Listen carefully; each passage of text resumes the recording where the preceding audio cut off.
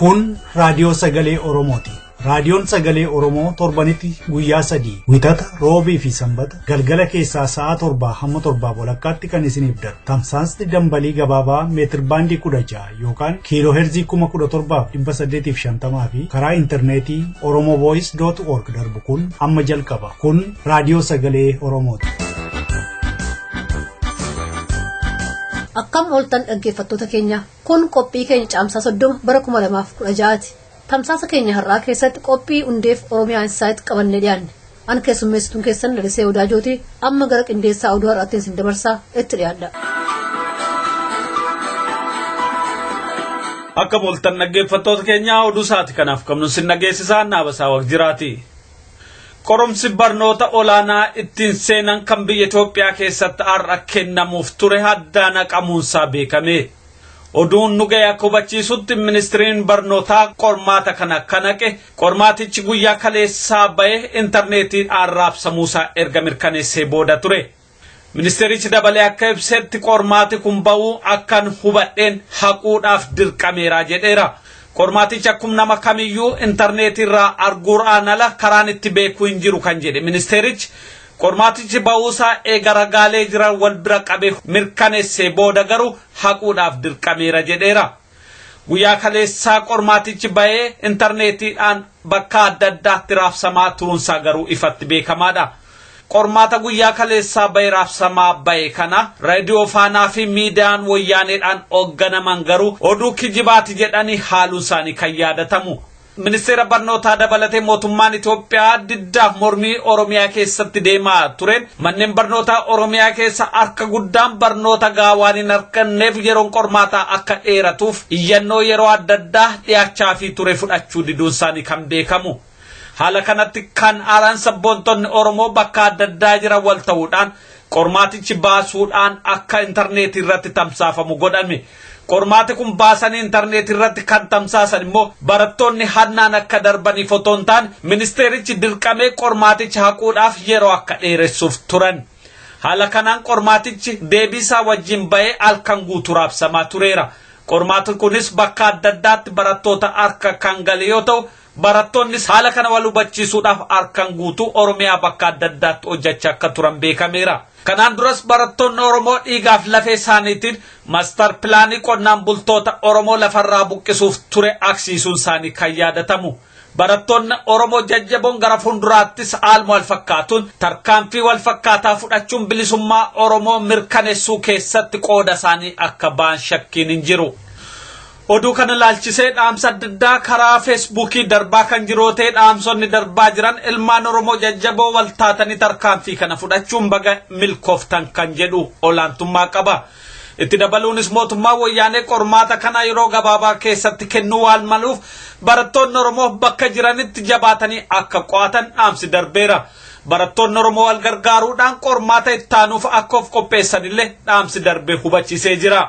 Oduu wal qabatee ministeerri barnootaa guyyaa har'aa walgahii atattamaa taa'uudhaan qormaatichi akkaataatti ba'e qorachuudhaaf murteessee jira. Haala kanaa yeroo ammaa kana xiyyeeffannaan Oromiyaa keessatti godhame akka jiruu fi sabboontonni qormaata kana kennuurratti hirmaatan akka qorataman ajaji darbee jira. Gama wal fakkaatuun mootummaan Itoophiyaas kaabinee olaanootiin kan hoogganamu walgahii atattamaa akka taa'e beekameera. Walgahii atattamaa kanattis dhiibbaa biyya alaarraa karaa intarneetii dhufu akkamiin akka dhaabuu danda'an irratti mariin akka gaggeeffame beekameera. Gama biraatiin Oromiyaa bakka adda addaatti diddaaf mormiin itti fufee akka oole hubatameera. Godina Horroo Guduruu Wallaggaa aanaa Abbaay Coommanirraa oduun nu ga'e akka hubachiisutti barattoonni sadarkaa lammaffaa qophaa'inaa warraaqsa biyyoolessaa Oromiyaa keessatti gaggeeffamaa jiru deeggaruudhaan waraqaa adda addaa akka tamsaasaa oolan beekameera. Gaaffiin isaanis bulchiinsi humna waraanaa nurraa haa ka'u, humna waraanaatiin buluun haa dhaabbatu, Oromiyaan haa bilisoomtu, mootummaa wayyaanee Oromiyaarraa ka'u, kanneen seeraan ala hidhaman haa hiikaman kan jedhuuf kan kana fakkaatudha. Fincilli kunis Oromiyaa baha bakka adda addaatti gaggeeffamaa akka oole hubatameera. Fincila Harargee baha magaalaa Calanqoo keessatti gaggeeffamaa oole irratti barattoonni Oromoo wayyaaneen nun bulchitu jechuudhaan sagalee isaanii dhageessisaniiru.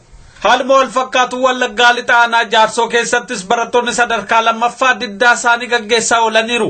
Qormaanni biyyaalessaa haqamuu isaatiin kan wal qabate diddaa kan gaggeessan barattoonni kun mootummaa wayyaanee uummata Oromoo saamuu akka dhaabullee gaafatanii jiru.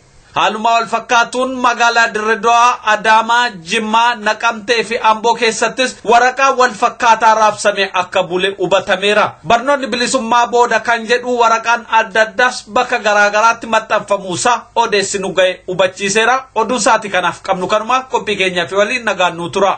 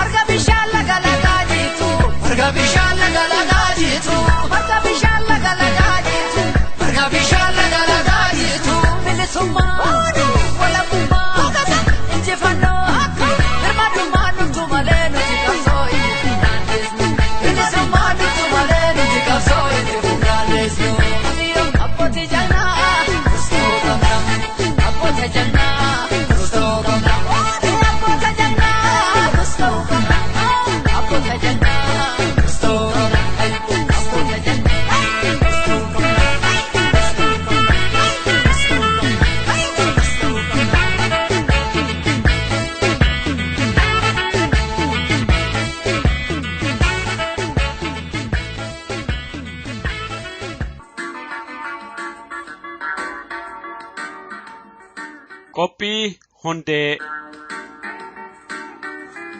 Hiikni jecha yeroo jedhuuf kenname falaasamoota yookaan immoo filoosoferootaa fi astiroonomistoota bakka lamatti qoodee wal falmisiisaa yoo naga'e. Yaanni Sir Isaaq Niwutaniitiin ka'e akka jedhutti yeroon qaama raawwii wanta tokkooti. Wanneen raawwataman yookaan immoo ta'an marti yeroo keessatti ilaalamu. Kanaaf yeroon qaama wanta ta'u tokkooti jedha. Yaanni biraan immoo kanaan falmu yeroon qaama wanta raawwatame sanaa miti. Yeroon waan of danda'e akkuma bakkaa fi lakkoofsaa waan adda ta'e maalirrattuu hirkatee kan hin jirre kan bakka tokko taa'uu fi kan hin safaramnedha jedha. Yaadota wal falman kana cinaatti hiikni yeroof kennamee walii galatti addunyaa irratti hubannoo wal fakkaatu kan qabu garuu yeroo jechuun isa sa'aatiitiin lakkaa'amudha jedhudha. dhimmoota adda addaa wayita raawwataman sa'aa mataa isaanii qabaatu. Yerootiin adda bahuu jechuu feenetu. Warreen amantaa falaasamaa fi saayinsii qoratan dhimma kana mata duree qorannoo taasisanii erga irratti hojjetaa turanii jaarraan lakkaa'ameera. Akka isaan qoodanitti yoo ta'e yeroon kutaa 3 qaba. Kan darbe, kan ammaa fi isa fuula duraa. Kaleessi har'a ture. Borus amma yookaan har'a ta'uuf adeemsa uumamaa yerooti. Wantootni ta'an yookaanis raawwatamanis akkasuma yeroo keessatti yaadatamu. Amma, sila, duratti, kaleessa, eengadda, torbee, ji'a, waggaa, jaarraa jechaa yeroon yeroo irratti ida'amaa seenaa ta'a. Akkasittiin egaa yeroon jiruu fi jireenya uummata Oromoo keessatti bakka maalii akka qabu ilaaluuf yaalla gabaabsine har'aaf.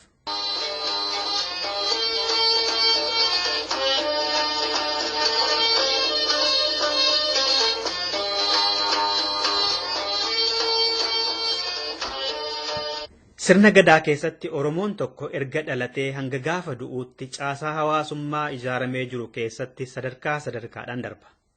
Sadarkaa gaammee hanga yuubaa yookaan immoo manguddummaatti yeroon jiru ganna 8 qoodama. Kanaaf egaa gadaa jechuun yeroo tokko umuriidhaa kan jedhamuufi. Umuriin namaa, kabajni ayyaanaa, wantoonni siyaasaa, dinagdee fi hawaasummaa baratti raawwataman yookaan immoo itti ta'e kan ittiin yaadataman bara gadaa akkasii bara gadaa ebaluu kan jedhamuufi. Kana malees Oromoon raaga haala qilleensaaf mudataaf kan ittiin dhimma bahu dhahaa yeroo mataasaa qaba. Jaarraa hedduun durallee Oromoon dhahaa yeroo mataasaa akka qabaachaa ture qormaanni raggaasiseera. Akka hayyoonni kan akka Asmaroom Laggasaa fi Basii jedhanitti Oromoon dhahaa mataasaa qaba.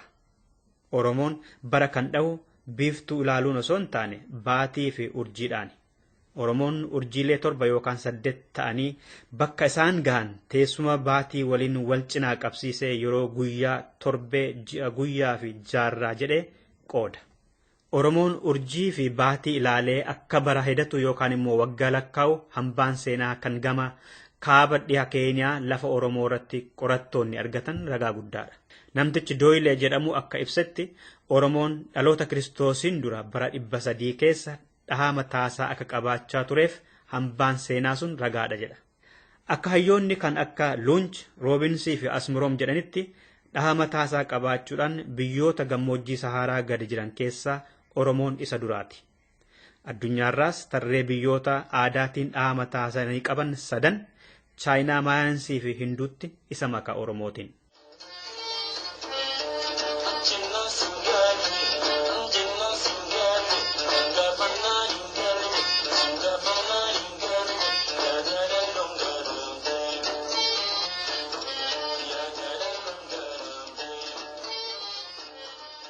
Ayyaantuun samii keessa ol ilaalee teessuma bakkaa fi karaa kan baatii fi urjii duukaadha.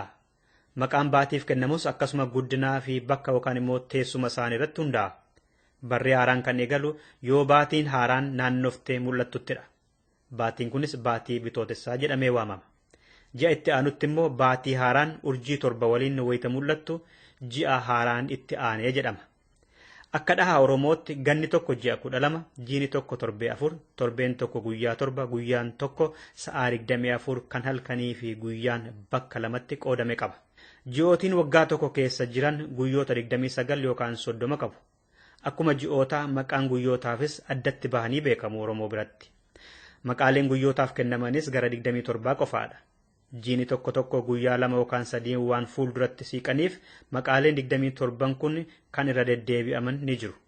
Guyyaaleen 27 cufti hiikaa fi ayyaana mataa isaaniillee qabu. Beekumsi dhahaa akkasii kun immoo namni marti hin gonfamu. Ayyaantuu qofaatu waan kana duukaa bu'ee hima. Beekumsa uumamaatiin uumamaaf kenname. Carraa qabeessa ayyaantuu.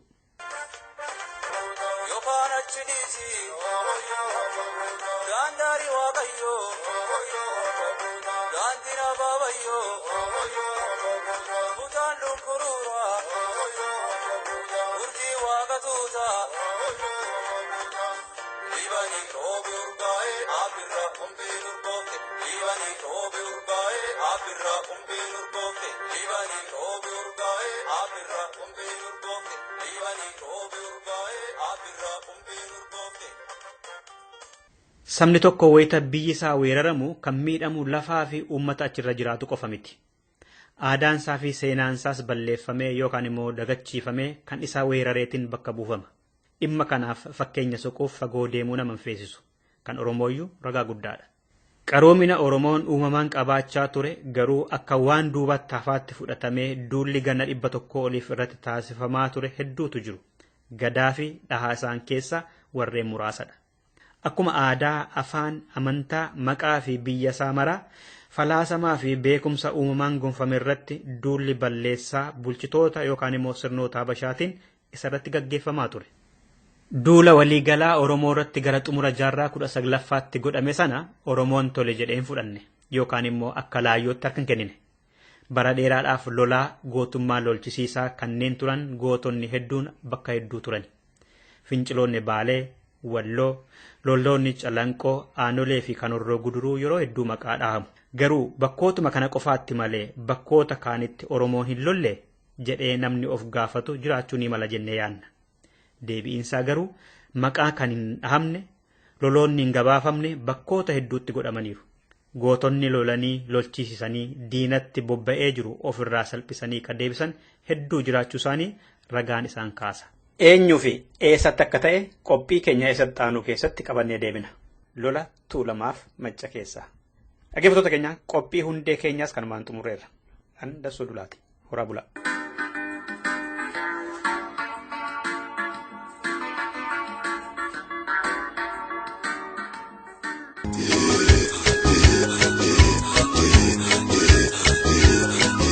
This is Oromo Voice Radio English program. Oromo Voice Radio is broadcasting to Oromia at 16-meter band or 17,850 kilohertz or on oromovoice.org website. OVR broadcasts Oromia Insight program every Monday for 15 minutes at 7:15 p.m. Oromia local time. Welcome to Oromia Insight program.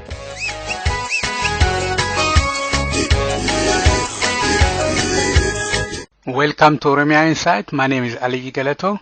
On 16 April 2016, Oromia Support Group Australia have organized Human Rights Forum, the quest for freedom toward sustainable just peace through human rights.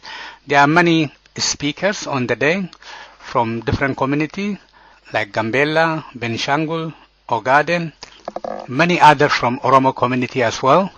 Dr. Trevor Truman, founder of Oromia Supported Group, was present. Today I will present to you Dr. Tarraken Chimdi doing the work of human rights advocacy from distance, challenge and the prospect. First of all, I would like to congratulate Dr. Trevor and Ms. Supolo for their long-standing or long-time humanitarian and human rights service to the Oromo people. This is long years. It is the age of an adult person, which he just sacrificed for the Oromo people, and I thank him very much from the bottom of my heart. He worked relentlessly and sustained OSE to expose the human rights abuses against the Oromo people. Still in the meantime, I would like to remember those who tried hard to report and document the human rights abuses back at home starting from 1992. 1992 was the climax of human rights abuses in Oromia. There were over 29,000 Oromos incarcerated in 4 detention centers. But that was unreported and the world public underwrote the plea. So in this resort, I would like to remember those brave Guerrero and Salam clandestine groups who initiated documenting and reporting against crime from home. I will say rest in peace to Mr. Kumarida and Mr. Tulu Orge, who passed away in 2015. Still, I would like to say thanks to Guerrero friends Getaka Gamachu, Ganamo Jara, and Amansi Sabarsisa, who are not with us now. My activism back home starts with the meeting with Dr. Martin Hill, which was in 1994. I met Dr. Martin Hill in 1994 on his trip to Oromia. In Oromia, we have done a piece of report from the interview, and that is accountability and the human rights accountability, which is actually published in 1995. It has got the problems which are actually related to the interviews of those who had been raped, those who had been detained, and these were the types of testimonies which were included in the 57-page report. And that's why I'm thanking those Gadado and Salam group for their participation and for their bringing in under trying circumstances. And in my part, actually, while I was out of Oromia in end of 1996, I tried to lobby and to try to do things. Some of these are actually defining self. The difficult thing in here is defining self. Because when you are trying to lobby or trying to discuss human rights abuses, the first thing that comes to somebody's mind is, who are you? So defining self was the challenge which was back then. And it was thankful that these days that was already to the minimum, and almost everybody knows Oromo. And for example, during this time, the human rights defenders, this is actually the, it's not good actually pictorially, but I'll pass this one. And for this thing, or in order to talk about the challenge and the prospects, I'm telling you what I have known from my life in human rights activity. So I will directly go to what challenges I encountered. The rest you have known the massive human rights abuses through times, the climax ones, the 29,000, and the arrest and the leaders of Majatulama Association, the banning of Ora, the banning of Kurdi and Biwam, and all these are what have been known in back before 2000. Actually, from that experience, what I can see as a challenge is these factors. These are the factors I see as a challenge. Defining self. You go somewhere. You are the only person in a big bunch of people. You are talking about Oromo. Who are the Oromos is the first question. And what is Oromia is the next question. And probably if others who are coming from other backgrounds, the problem is, no, you are not human. You have to talk in terms of human rights. I can quote Professor Mr. Gwandamariam, whom I met at Human Rights Defender Summit, telling me that you have to be human before talking about the Oromo. So the second one is collaboration and networking is our problem. Well, we are a community. In our community, we are all together, being together. We are not opening up ourselves to others. We do not know what others are doing. We are not participating in seminars. We are not participating in different venues or festivals. We are not telling people what we are and what we are about and what problems we have. We have to open ourselves up. That is the challenge we have. So, in my experience, this is a difficult part. I was through collaboration, and networking is the difficult factor, or the factor I see as a difficulty or a challenge. The other challenge is credible information sources. First of all, your work depends on your information sources.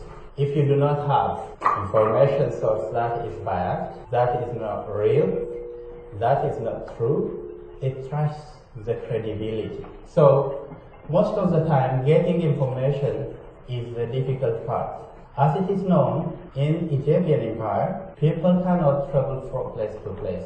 People are leveled so they cannot move from there and there to collect data and information. This is a difficult part of the problem or the challenge in advocacy. And the other one is skills and resources. Actually, I was hearing Shangale telling that Dr. Trevor was working from his own house. I know that. But how many of human rights activists had they were putting their own resources. They are traveling with their own money. They are just putting their own resources into that, and they have to learn what they are supposed to do. So this is a great challenge. I am from physics background. I'm from physics background when I came to human rights in 1993. I have to read through all the international covenants. I have to understand what people are writing. And I started from that point on to teach myself. So we do not have that much skills. This is a challenge. We do not know where to put our where to apply, where to put our grievances. This is the type of challenge which the human rights activists can encounter. The other one is international human rights covenants and ratification. The difficult part of human rights advocacy against the Ethiopian government is not party to every covenant, not party to every treaty, and it didn't sign some of the ratifications. So that is a difficult aspect, to put your grievances each and everywhere and to face the Ethiopian government. That is another point. And the other point is proximity of campaign locations. You want to lobby out from here, but where you are supposed to lobby is in another part of the world. That is a difficult aspect that you cannot accomplish as you wish. So the other, which I would like to see, is the national and the geographical interest of the countries. In the lobby, it is the national interest which takes the best part for the governments. Those governments have a national interest of their own. Our problem is when we are facing the Ethiopian government, I'm not actually telling you we have to stop, but we have to be aware of that and we have to face it. The difficulty we encounter at this stage is, one, the issue of Somalia, the issue of South Sudan, and the peacekeeping force of Ethiopia in the region. This is what comes into play. And when we are discussing in terms of China, what makes lobbying difficult is it is economic interest. So that is why our lobbying is difficult. But still we can face it. It's not impossible. This way or that way, we will win one day. The other one is the reach of the enemy. Where the enemy is now has got its own satellites or its own operatives and agents in each and every office, including Amnesty International. Therefore, when we are talking to the human rights organizations, the problems you may face is actually things will be tackled. They will not respond as you need. So this is another challenge that we are facing. But still, with concerted effort, we can push and we can win over that. And I'm telling about the difficulties. I'm telling all the fears, but still we can. Well, we are at this stage, we can win over the data collection with the use of technology. With the use of technology, we have witnessed that every information can be extracted. So we have a leverage over that side. The other thing is, we have excess skilled manpower. We have lawyers, we have technologists, we have every people who are interested to work and to make a difference for the Oromo cause and for the well-being of the Oromos as well. And the other one is diversification of the problems we have. What does that mean? When I'm telling about diversification of the problem, Wayane was systematic in every sense. The problems are from socio-economic to political, subjugation. So they are diversified. For example, we are talking about land grab. Land grab is a collective problem. But if we are systematic, we can win over that. We can leverage that to our advantage. For example, how many people of us try to face the Ethiopian government at home through legal means? Let's play the game. The game we have to play is we have to use our problems to leverage and to support our cause. For example, Wayane is actually putting people imprisoned, and in that prison they do not have a lawyer. They do not have access to food. What does that mean? If you go to the court with this issue, what will happen? They may fail you. If we are failed at the Ethiopian court, we have tried what? We have tried the local remedy. Denial of that local remedy is to our benefit. It's to our benefit. We have to divert and use that. The other thing, every problem is every challenge is an opportunity. We have to open ourselves. We have to look through each and every problem and how we can make use out of that. So what I can say is, if we have, with concerted effort of all stakeholders, what do I mean in this? Everybody is trying his best individually, each and everywhere. If every part of this is put together to make it whole, with that concerted effort, we can make a difference in such a way that we can bring the Wayane into the international venue. At this stage, probably we might think of bringing the Wayane into the International Criminal Court. But that issue, we are far from there. We have to discuss truly. We are far from there. Why? Because Wayane is not the party of that treaty. But we can make through other areas. We can look or explore other corridors. There are corridors. So if we just put everything together and try to find out the way we can go for it, I think we can make it happen in a very short time, and that will assist, or that will help to our national cause and to the observance of human rights and to the protection of justice. Thank you very much.